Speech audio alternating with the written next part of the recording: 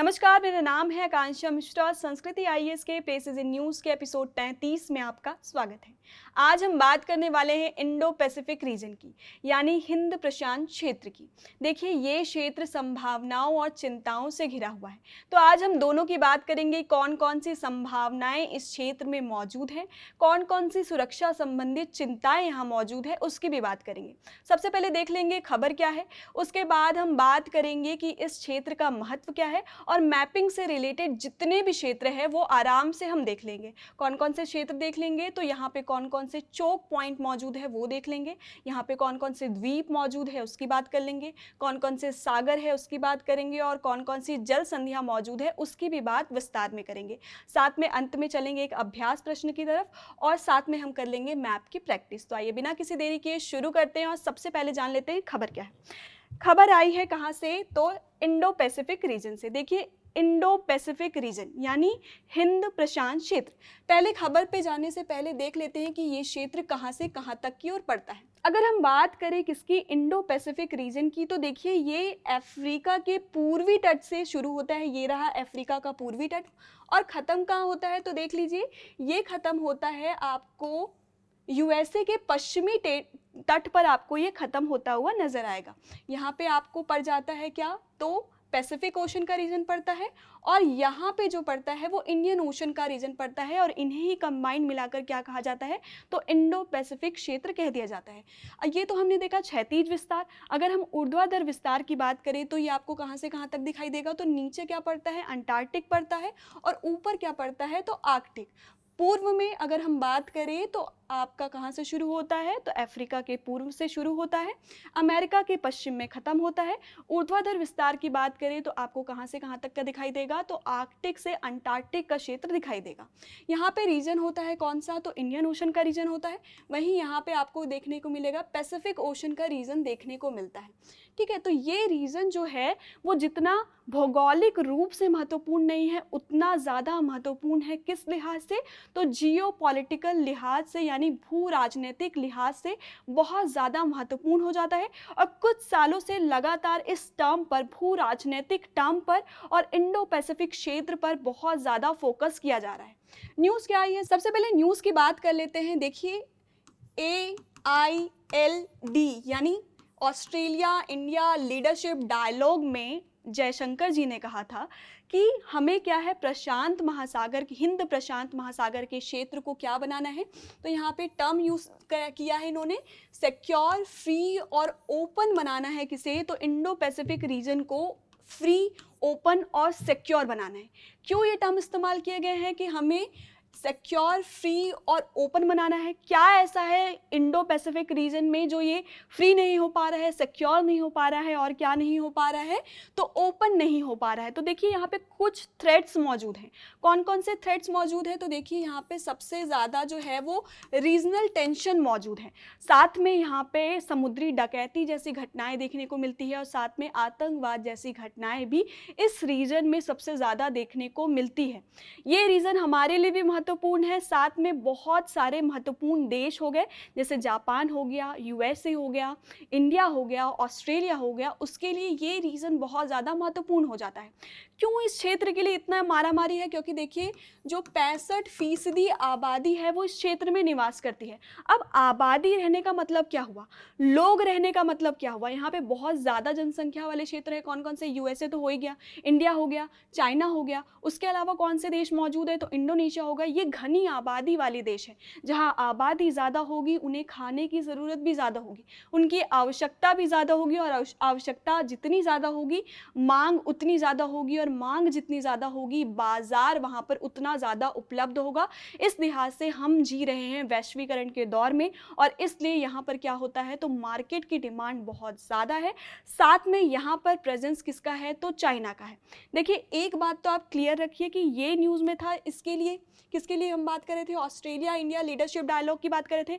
ऐसे ही bilateral dialogue यानी द्विपक्षीय वार्ता, त्रिपक्षीय वार्ताएं यहाँ पे होती रहती है ताकि हम इंडो पैसिफिक रीजन को क्या बना सके, खुला बना सके, समृद्ध बना सके और साथ में सुरक्षित बना सके। इसलिए यहाँ पर वार्ताएं चलती रहती है और लगातार न्यूज़ में रहता है। इस महीने एक और बार न्यूज़ में रहा, किसने न्यूज़ में रहा था, क्योंकि IPRD यानी क्या मामला हुआ, इंडो पैसिफिक रीजनल डायलॉग यहाँ पे रखा गया था। कब की बात है ये, तो 15 नवंबर से 18 नवंबर तक आयोजित किया गया था। कहाँ पर, तो न्यू दिल्ली में आयोजित किया गया था।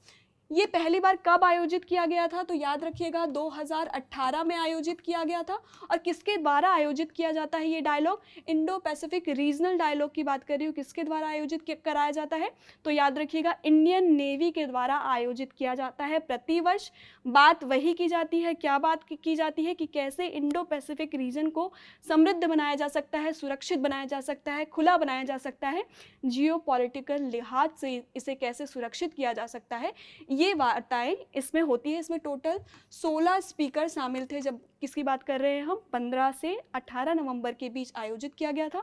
और कहाँ आयोजित किया गया था, तो नई दिल्ली में आयोजित किया गया था।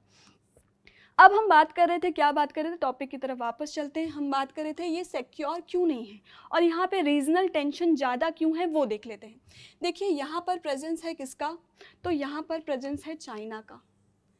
और चाइना की नीति है विस्तारवादी, यानी वो क्या करना चाहता है कि वो अपनी पकड़ मजबूत करना चाहता है। चाहे हम सामरिक लिहाज से देखें, चाहे हम व्यापारिक लिहाज से देखें, चाइना अपनी पोजीशन को छोड़ना नहीं चाहता। वहीं कॉम्पिटिटर इसका कौन सा है, तो USA है। USA भी अपनी जगह नहीं छोड़ना चाहता। ऐसे में दोनों शक्तियाँ जो है वो सामने खड़ी है और जो भारत है वो उभरती हुई शक्ति है। देखिए ज्योग्राफिकल लोकेशन भी अपना बढ़िया है, तीनों ओर से क्या है, समुद्र से घिरा हुआ है। साथ में हम अरेबियन सी की तरफ भी खुलते हैं और साथ में हिंद प्रशांत महासागर की तरफ भी हमारा रास्ता है ताकि हम व्यापार सुनिश्चित कर सके। लेकिन यहाँ पे चैलेंजेस बहुत ज़्यादा है। क्यों चैलेंजेस बहुत ज़्यादा है, क्योंकि आपने सुना होगा कि चाइना की नीति कैसी है, तो कर्ज के जाल में फंसा कर संसाधन हड़पने की नीति है। तो जैसे बात करें यहाँ पे हम्बनटोटा, आपने सुना होगा पोर्ट है जो श्रीलंका का है, जो किसके पास है अभी, तो चाइना के पास है। ऐसे बहुत सारे देशों में, ग्वादर की बात करें, यहाँ पे भी रास्ता रोकने की बात की, जिसका हमने सब्स्टिट्यूट क्या बनाया, तो चाबहार पोर्ट बनाया। मतलब एक तो जल और थल दोनों के माध्यम से, सी रूट और लैंड रूट दोनों के माध्यम से चीन जो है वो अपना क्या स्थापित करना चाह रहा है, विश्व में अपना वर्चस्व स्थापित करना चाह रहा है। और यही चिंता सबके मन में है। चाहे हम बात करें, किसकी बात करें, हम बात करें जापान की, चाहे बात हम किसकी करें, USA की करें और इंडिया की करें, चाहे ऑस्ट्रेलिया की करें, चाहे यहाँ पे जो देश पड़ते हैं, देख लीजिए ये वाला जो रीजन है ये साउथ चाइना का सी का रीजन है। यहाँ पे बहुत सारे आइलैंड है और यहाँ पे चलता रहता है डिस्प्यूट कि वो किसका है, और चाइना हर किसी पर अपना दावा प्रस्तुत करता है। और ये देश जो हैं, ये फिलीपींस हो गए, मलेशिया हो गया, ब्रुनई हो गया, ये छोटे छोटे देश आपस में क्या करते रहते हैं, लड़ते रहते हैं।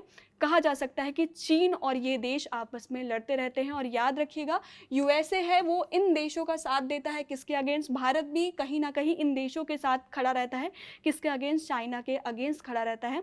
कुल मिला के हमें क्या करना है, तो चाइना की नीति को, जो विस्तारवादी नीति चल रही है, उसे काउंटर करना है। और उसी का एग्जाम्पल है, आप इसे जानते होंगे, ये क्या है, तो क्वाड है, जिसमें कौन कौन से देश शामिल हैं, तो भारत है, ऑस्ट्रेलिया है, जापान है और USA। ये सब क्यों किया जा रहा है, ये इससे किया जा रहा है ताकि ये रीजन को क्या किया जा सके, तो सुरक्षित बनाया जा सके। किसके लिहाज से, व्यापार के लिहाज से, साथ में क्या, सामरिक महत्व के लिहाज से भी इस रीजन को सुरक्षित बनाने के लिए ये बायलिटरल ट्राइलिटरल डायलॉग्स किए जाते हैं। इतने बड़े और समृद्ध देश यहाँ उपस्थित होने के कारण यहाँ पे GDP कॉन्ट्रीब्यूशन जो है वो बहुत ज़्यादा है। मैंने क्या कहा, 63% जो है वो यहाँ के जो देश हैं मिलकर विश्व की GDP में कंट्रीब्यूट कर रहे हैं। 65% तो यहाँ की जनसंख्या निवास कर रही है। इस लिहाज से ये रीज़न क्या हो जाता है, बहुत ज़्यादा महत्वपूर्ण हो जाता है। आपको याद होगा कि और भी बहुत सारे द्विपक्षीय वार्ताएं और त्रिपक्षीय वार्ताएं भी यहाँ पे आयोजित की गई। मकसद एक, कि इस क्षेत्र को कैसे समृद्ध बनाएं, कैसे सुरक्षित बनाएं और कैसे व्यापार के अनुकूल बनाएं।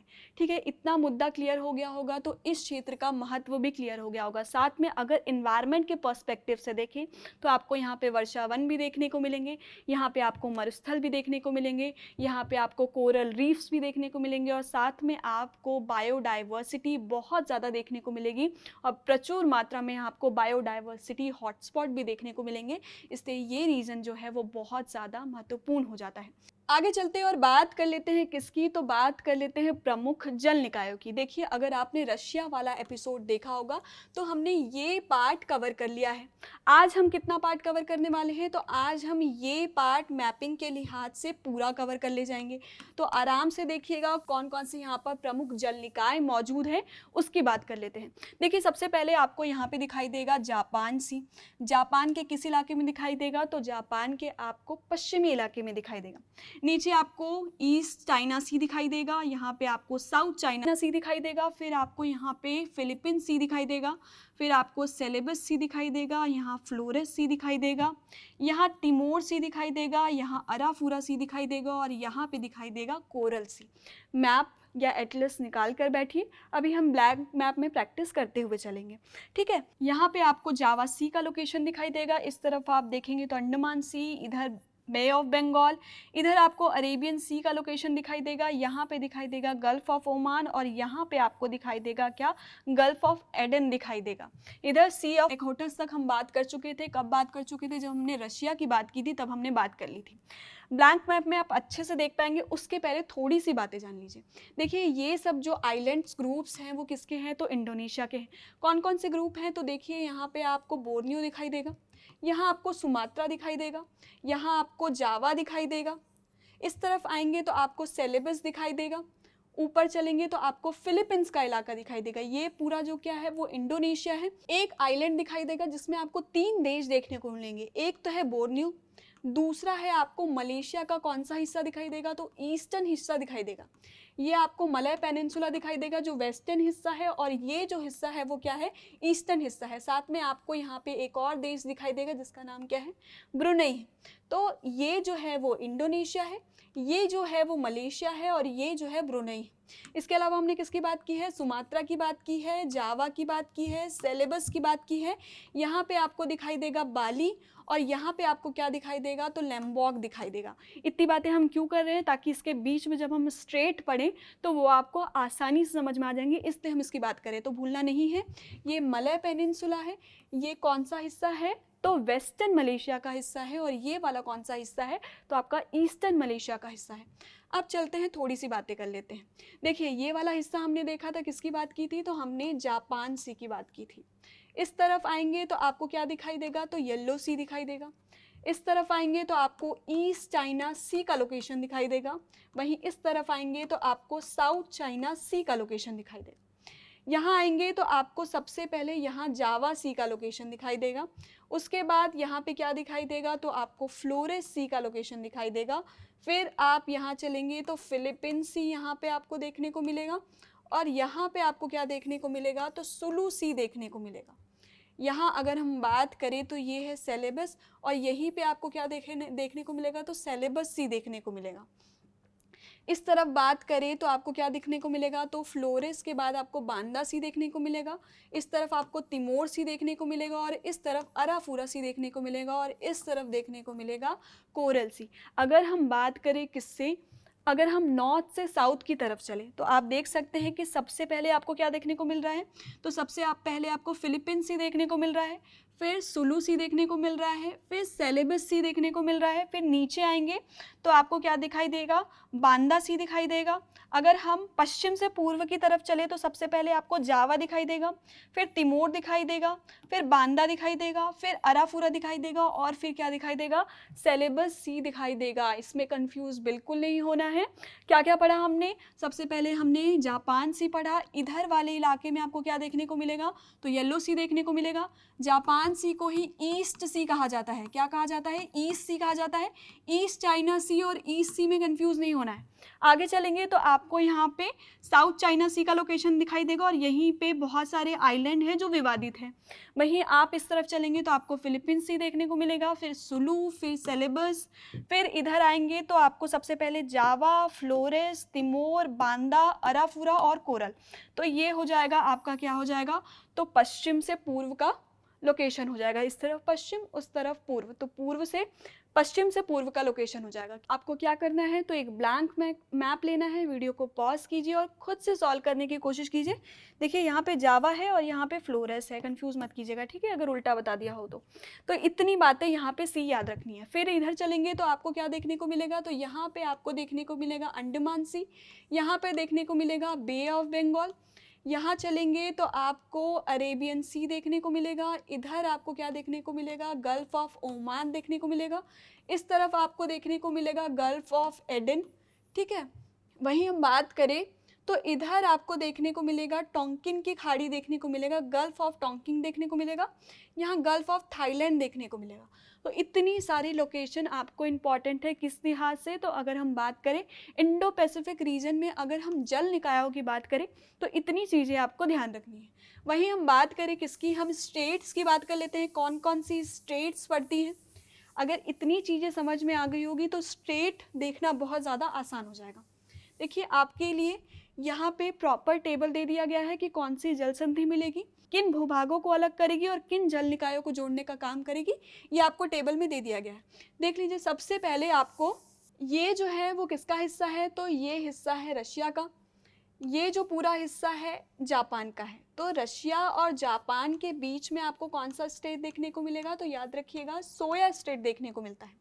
वहीं हम बात करें, ये रहा होकाइडो और ये रहा होन्शु, ये दोनों द्वीप किसके हैं, तो जापान के हैं।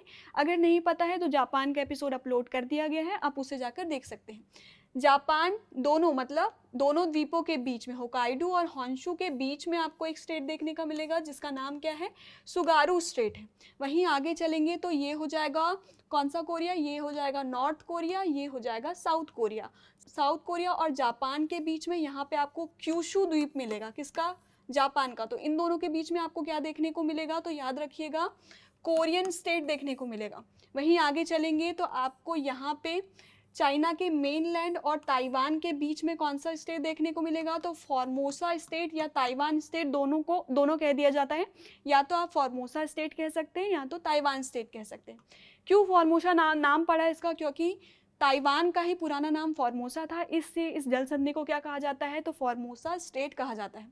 वहीं आगे चलेंगे, ये जितने भी स्टेट की बात कर रहे हैं हम, यहाँ से सीज याद रखिएगा, किन दो सागरों को जोड़ने का काम कर रही है वो याद रखिएगा। जैसे ये यहाँ पे देख लीजिए, यहाँ पे अगर हम बात करें किसकी, अगर हम सोया स्टेट की बात करें तो वो क्या कर रहा है, तो ओखोटस सागर को किससे जोड़ने का काम कर रहा है, तो जापान सी से जोड़ने का काम कर रहा है। वहीं हम किसकी बात करें, हम बात करें सुगारू स्टेट की, सुगारू स्टेट क्या कर रहा है, तो जापान सी ऑफ जापान को पैसिफिक ओशन से जोड़ने का काम कर रहा है। आगे चलेंगे तो अगर हम बात करें किसकी, तो कोरियन स्टेट की बात करें तो आपको किससे किससे जोड़ता हुआ नजर आएगा, तो जापान सी को ये जोड़ता हुआ नजर आएगा, किसके साथ, तो ईस्ट चाइना सी के साथ जोड़ता हुआ नजर आएगा। हमने पढ़ चुके हैं जल निकाय, अब आसानी हो जाएगी किसे देखने में, स्टेट देखने में बहुत आसानी हो जाएगी। वहीं आपको यहाँ पे एक देखने को मिलेगा स्टेट जिसका नाम क्या है, लुजोन स्टेट। ये क्या करता है, तो ताइवान को अलग करता है फिलीपीन से और किन दो जल निकाय को जोड़ने का काम कर रहा है, तो आपको यहाँ पे साउथ चाइना सी का लोकेशन मिल जाएगा और यहाँ पे क्या मिल जाएगा, तो पैसिफिक ओशन का लोकेशन मिल जाएगा। तो दोनों का जोड़ने का काम करता है। सबसे important Malacca state, Malacca state किन दो भूभाग को अलग कर रहा है, तो ये पढ़ा था हमने सुमात्रा, ठीक है, सुमात्रा आइलैंड को अलग कर रहा है मलय प्रायद्वीप से। मलय प्रायद्वीप मतलब क्या हुआ, तो ये वेस्टर्न हिस्सा है किसका, तो मलेशिया का वेस्टर्न हिस्सा है। इन दोनों को अलग करने का काम कर रहा है। वहीं अंडमान सागर को यहाँ जोड़ने का काम कर रहा है किससे, तो जावा सी की बात हमने की थी, तो जावा सी से जोड़ने का काम कर रहा है। याद रखिएगा ये सुमात्रा है और ये जावा है। मलेशिया और सुमात्रा के बीच में आपको क्या देखने को मिलेगा, तो मलक्का स्टेट देखने को मिलेगा। यहाँ पे एक और देश देखने को मिलता है, कौन सा देश है, तो सिंगापुर है।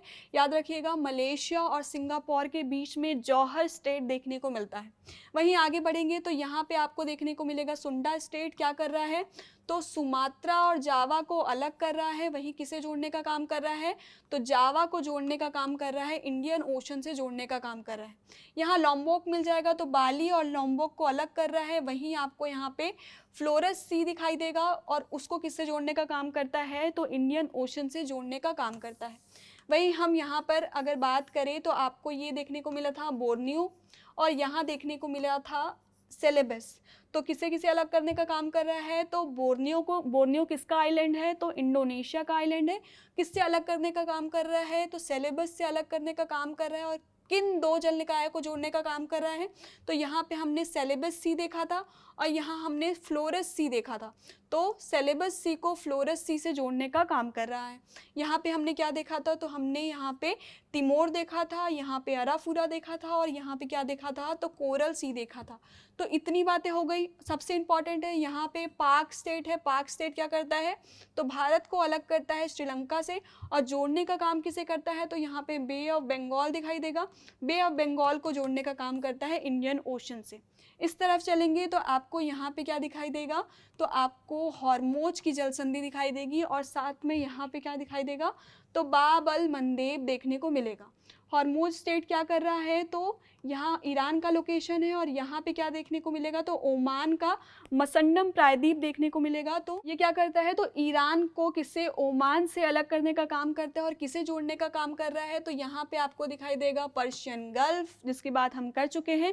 कितने देश लगते हैं ये आपको कहाँ बताना है, कमेंट बॉक्स में बताना है। और ये हमने देखा था रेड सी का लोकेशन।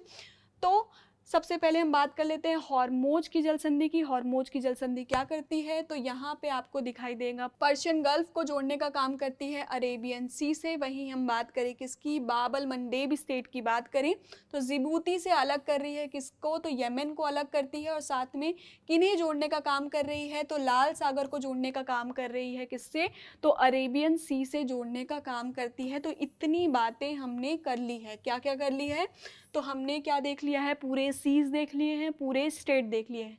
रिवीजन के लिहाज से सबसे अच्छा एपिसोड होगा अगर आपने पूरे एपिसोड फॉलो किए हैं। तो ये लोकेशन हम कहीं ना कहीं यूज़ कर चुके हैं। ये लोकेशन हमने इतने इत्मीनान से नहीं देखा था, लेकिन बाकी लोकेशन हम कहीं ना कहीं यूज़ कर चुके हैं। अगर आपने वो एपिसोड देखा है तो ये एपिसोड आपको आसानी से समझ में आ जाएगा। ठीक है, किसकी किसकी बात की है हमने यहाँ के पूरे स्टेट देख लिए हैं। अब चलते हैं किसकी तरफ। ये देखिए आपको दे दिया गया है टेबल। ये टेबल आपको पीडीएफ में मिल जाएगा। पीडीएफ कहाँ मिल जाएगा, तो टेलीग्राम में मिल जाएगा और टेलीग्राम का लिंक कहाँ मिल जाएगा, तो डिस्क्रिप्शन बॉक्स में मिल जाएगा। आगे चलते हैं और बात करते हैं किसकी, तो यहाँ पे कौन कौन से द्वीप मौजूद है वो देख लीजिए। प्रमुख द्वीप में हमको यहाँ पे आपको मेडागास्कर दिखाई देगा, यहाँ पे आपको श्रीलंका दिखाई देगा। ये सब द्वीपीय देश हैं। यहाँ पापुआ न्यू गिनी दिखाई देगा। साथ में आपको यहाँ पे बहुत सारे छोटे छोटे आइलैंड्स ग्रुप दिखाई देंगे। साथ में आप यहाँ देखेंगे तो आपको सेशल्स दिखाई देगा, मॉरिशस दिखाई देगा, मालदीव दिखाई देगा। ये सब जो है चोक पॉइंट है। किसकी बात की थी हमने, बाब अल मंदेब की बात की ही थी, हमने स्टेट ऑफ हॉर्मूज की बात की ही। चोक पॉइंट क्यों कहा जाता है, क्योंकि अगर ये द्वार बंद कर दिया गया तो विश्व व्यापार को बहुत ज़्यादा नुकसान हो जाएगा, क्योंकि अधिकतर जो जहाज़ें हैं वो यहीं से जाती हैं और ये व्यस्ततम जलमार्ग है जहाँ से आयात निर्यात बहुत ज़्यादा मात्रा में किया जाता है। इसलिए इन जगहों को क्या कहा जाता है, चोक पॉइंट्स कहा जाता है। ठीक है, इतनी बातें क्लियर हो गई होगी। तो देखिए यहाँ के जो आइलैंड ग्रुप हैं इन्हें कहा जाता है ओशनिया। ओशनिया को डिवाइड किया जाता है कितने पार्ट में, तो पॉलिनेशिया, माइक्रोनेशिया और मेलेनेशिया में डिवाइड किया जाता है। पूरे आइलैंड ग्रुप याद नहीं रखने हैं, कहीं काम नहीं आएंगे।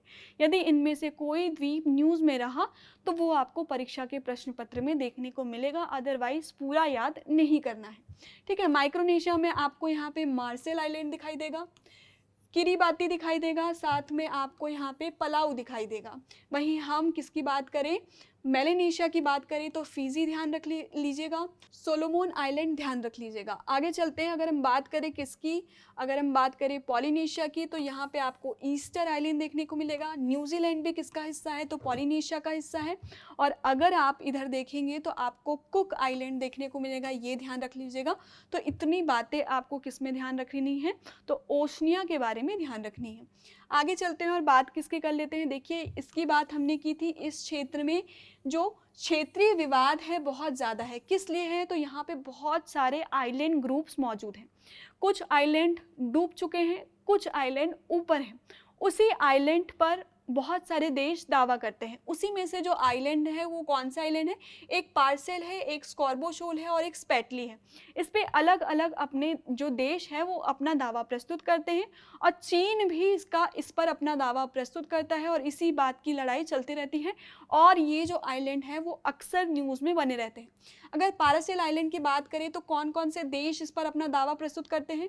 तो चीन करता है, साथ में अगर आप देखेंगे तो वियतनाम करता है, वहीं साथ में ताइवान भी इस पर अपना दावा प्रस्तुत करता है। मतलब चीन, वियतनाम और ताइवान इस पर अपना दावा प्रस्तुत करता है। वहीं स्कॉर्बो शोल आइलैंड की बात करें तो चीन तो करता है, ताइवान भी करता है, वियतनाम भी करता है और फिलीपींस भी अपना दावा प्रस्तुत करता हुआ यहाँ पे आपको नजर आता है। वहीं हम स्पेटली आइलैंड की बात करें तो चीन तो करता है, ताइवान भी करता है, साथ में वियतनाम भी करता है, मलेशिया भी करता है और फिलीपींस भी अपना दावा प्रस्तुत करता है। ये सभी आइलैंड पर देश अपना दावा प्रस्तुत करते हैं और साथ में चाइना भी अपना दावा प्रस्तुत करते हैं।